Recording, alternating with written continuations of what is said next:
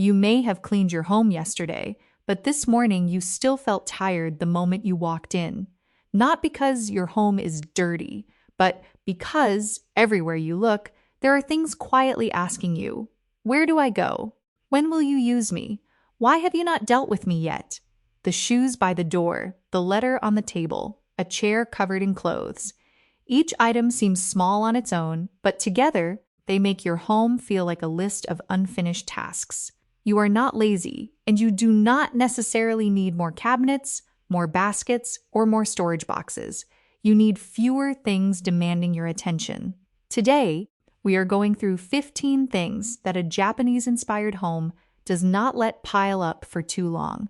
Not to live an extreme minimalist life, but to make your home easier to maintain. If you want to create a tidier home without spending an entire weekend cleaning, subscribe to The Quiet Home. Here, we are not trying to make our homes perfect. We are building systems that make life feel lighter. The first thing is anything that stays on the entryway floor for too long. Shoes, tote bags, newly delivered packages, coats, children's sports gear, and things you plan to take upstairs later. The entryway can easily become the place where everything lands, but then it stays there for a day and then for a week. In many Japanese homes, the genkan, the transition area between outdoors and indoors, is kept clear so coming home feels different. You do not need to make your entryway look like a hotel. You just need the floor to remain a floor, not a storage area. Choose one simple landing spot, a hook for bags, a small tray for keys, and a limit on how many pairs of shoes stay by the door. Unopened packages need their own place too, not the middle of the walkway. After a long day, the first thing you need is a clear space to walk into, not another obstacle. Especially on days when you have already used up most of your energy outside the house. The second thing is paperwork that has not been decided on. Mail, bills, school papers, warranty documents, instruction sheets, and receipts. They usually end up on the kitchen table because it is the easiest place to set them down. But the kitchen table is also one of the places you see most often, so those papers quickly become a reminder that you still owe yourself a task. Do not try to create a complicated system. Give every piece of paper one of three paths: deal with it, save it, or discard it. A bill that needs to be paid goes into the deal with it area. A document you truly need to keep can be scanned or placed in one single folder. Everything else can be recycled right away. And when it comes to thick instruction manuals for electronics, let's be honest, have you ever actually opened them? Most of the information you need can be found online. Do not let an entire stack of paper stay in your home just because you have not made a decision yet. The third thing is spices, sauces, and food you bought for one recipe and then forgot about. A bottle of sauce from a TikTok recipe, a packet of seasoning for a special dinner, a type of tea you thought you would drink every morning. Every item made sense on the day you bought it. But if, 6 months later, you still have to move 3 other items just to find it, it is no longer an ingredient. It is something you have to manage. A lighter kitchen does not mean a bare kitchen. It means a kitchen filled with things that actually become part of your family's meals. Open your pantry and ask, will this item show up in one of my meals over the next 30 days? If yes, move it to the front. If not, use it this week. Give it away if it is still suitable, or throw it out if it has expired. Before buying a new sauce, try finishing an older one first. This small rule keeps your kitchen moving, instead of turning it into a storage room for old cooking interests. It is the kind of mental relief you will feel the moment you start cooking. The fourth thing is samples, mini products, and hotel toiletries. They do not take up much space, so we often do not feel the need to deal with them. But a drawer full of mini shampoo bottles, sample moisturizers, hotel toothbrushes, and tiny perfume bottles is a drawer full of maybes. Maybe I will take these on a trip. Maybe I will use them this weekend. Maybe I should save them in case I need them. When maybe lasts for months, it is no longer a backup plan. It is a postponed decision. Create one travel bag. put the mini items you will truly use into that bag. When the bag is full, do not keep more. Or choose 1 week to use up the products you have already opened instead of buying more. The important thing is not throwing away a lot. The important thing is that the drawer no longer makes you think every time you open it. The fifth thing is cables that you cannot identify. Almost every home has a drawer like this. Old charging cables, power adapters, broken headphones, and portable chargers that you are not even sure still work. We keep them because of one very familiar thought. Maybe I will need this someday. But when you actually need a cable, can you find it in that drawer? Or do you end up buying a new one anyway? Keep the cables you are using, a few important backups, and label them when needed. Anything you cannot identify, anything broken, or anything that belongs to a device you no longer use can be taken to an electronics recycling center. You do not need a drawer full of maybes. You need a few things that can truly help you when you need them. The sixth thing is attractive paper bags, gift boxes, and shopping packaging. A bag with ribbon handles, a sturdy cosmetics box, a clean shoebox. It can feel wasteful to throw them away because they still look nice and could be reused. Yes, you could reuse them, but the fact that they could be reused is not a reason to keep them forever. Set a limit before you start. 3 attractive gift bags, 2 boxes in the sizes you use most often, and that is enough. When a new one comes in, an old one goes out. Packaging has completed its job when it gets an item home. It does not need to stay just because it once looked nice. These first 6 things have something in common. They create small decisions that have not been closed out.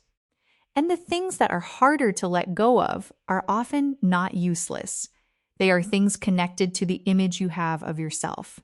The 7th thing is clothing that no longer fits your body or your current life. Maybe it is a pair of jeans you are saving for the day you lose weight. Maybe it is workwear from your old job. Maybe it is a beautiful dress that makes you uncomfortable every time you wear it.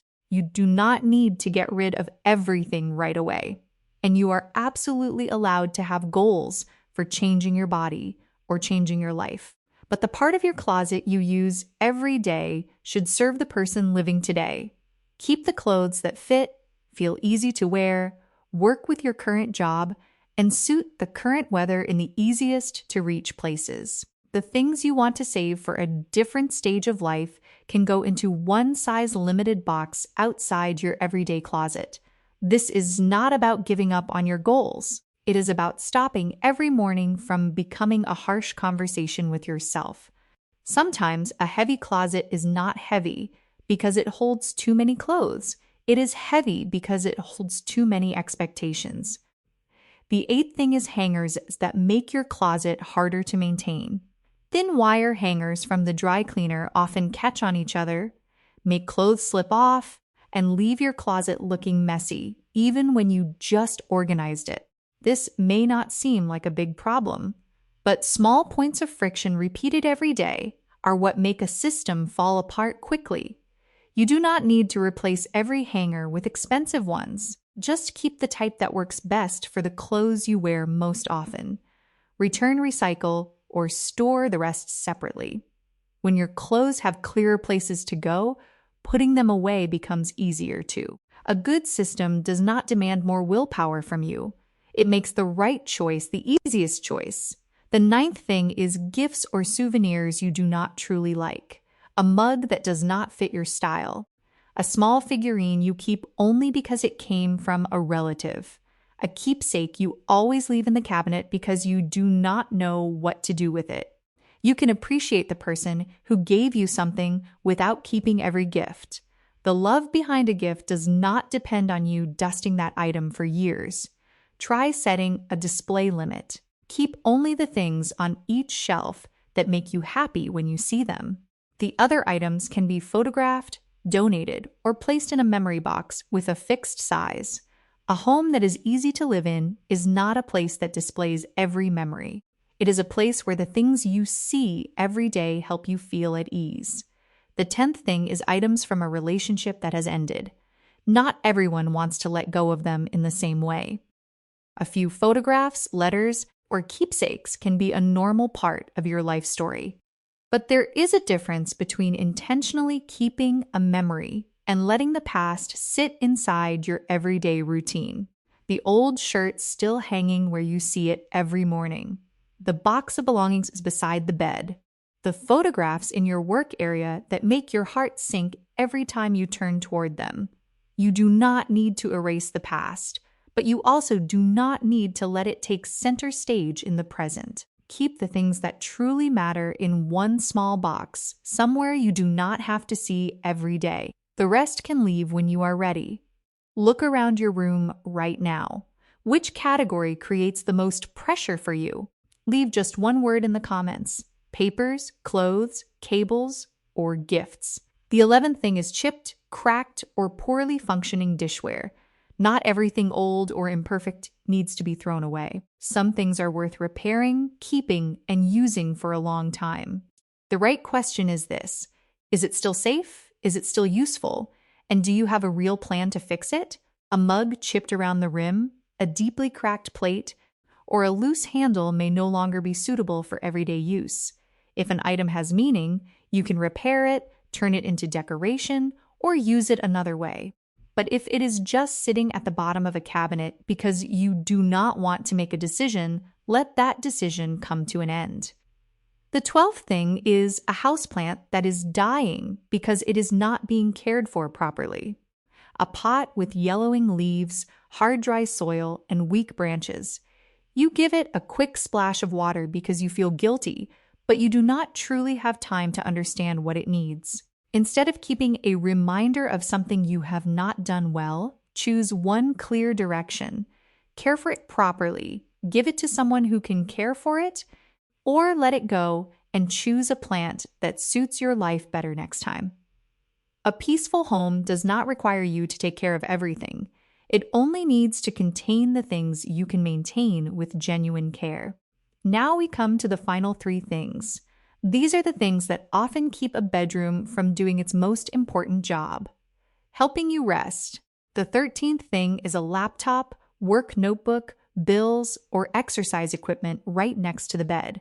It starts because it is convenient. The laptop stays there so you can continue working tomorrow. The notebook stays there so you do not forget.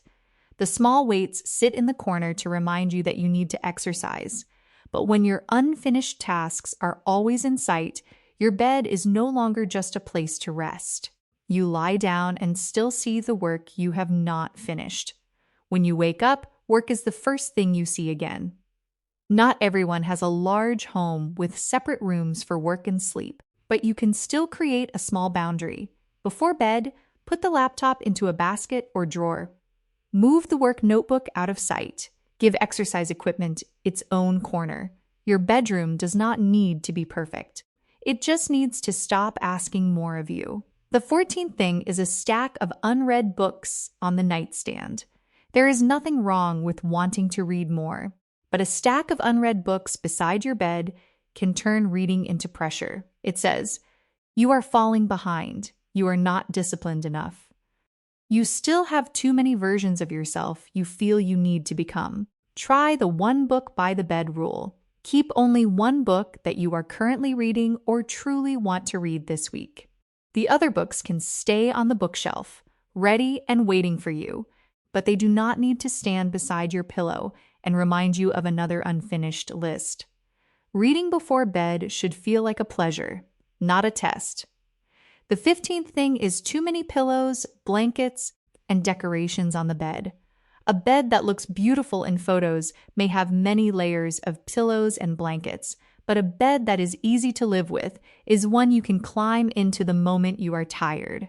If you have to move 8 pillows onto the floor every night and arrange them again the next morning, you have added an unnecessary step during 2 of the lowest energy moments of your day. Keep the pillows you actually use, plus 1 or 2 items that make the room feel more beautiful to you.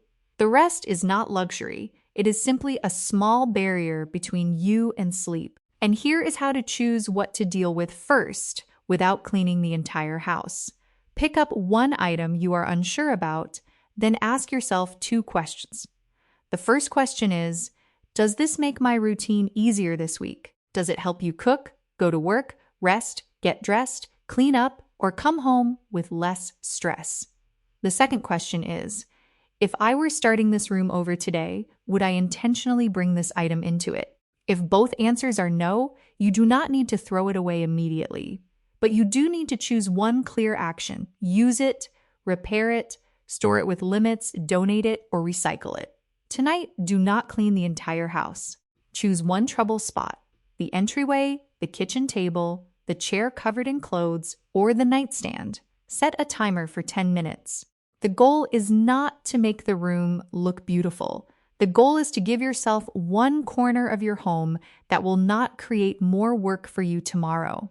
If you want your home to stay tidy longer without spending an entire weekend cleaning, subscribe to The Quiet Home and watch the next video right here. You do not need a perfect home.